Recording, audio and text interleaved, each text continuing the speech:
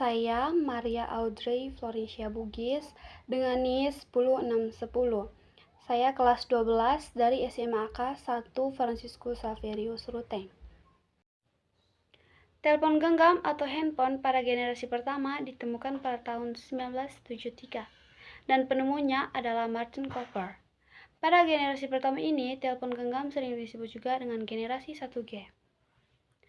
Handphone zaman dulu menjalankan komunikasinya melewati teks dalam bentuk teks.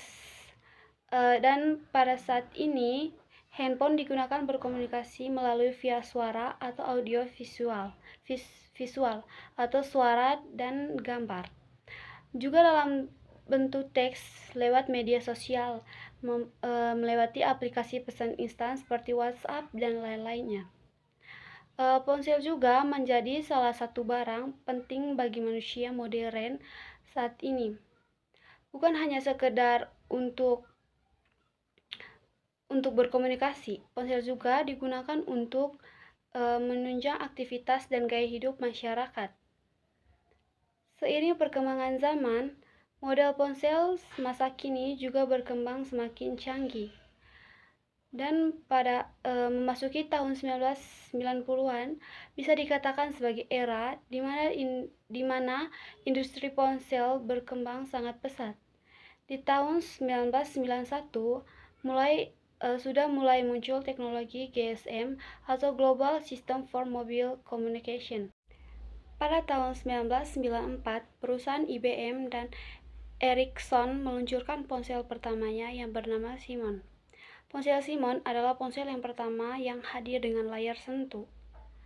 Simon dibekali sejumlah fitur yang cukup banyak, seperti kalender, buku catatan, buku alamat, hingga mengirim dan menerima SMS serta email. Tidak hanya itu, perangkat ini juga menjadi ponsel pertama yang memiliki asisten digital pribadi. Pada tahun 1999, Nokia meluncurkan ponsel dengan model melengkung. Sementara itu, Motorola juga merilis ponsel barunya dengan desain yang dilipat vertikal atau clamshell. Pada tahun 1998 hingga awal 2000, terdapat terobosan baru di industri smartphone. Salah satunya adalah Siemens S10 yang menjadi ponsel pertama yang memiliki layar berwarna. Tak lagi monokrom, perangkat itu menampilkan warna merah, hijau, biru, dan putih. Di rentang waktu yang sama, BlackBerry turut meluncurkan BlackBerry 850 yang dibekali papan ketik atau keyboard jenis QWERTY yang dibanderol seharga $400. Dengan browser web pertama, perangkat ini menjadi yang terdepan di zaman itu karena bisa dipakai untuk berselancar di internet.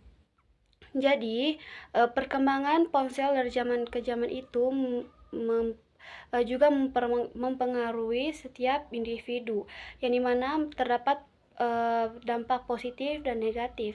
Contohnya di dampak positif, dimana bisa membantu anak-anak zaman sekarang untuk gampang mengerjakan tugas-tugasnya dan mendapat pemberitahuan dari internet atau sosial media lainnya.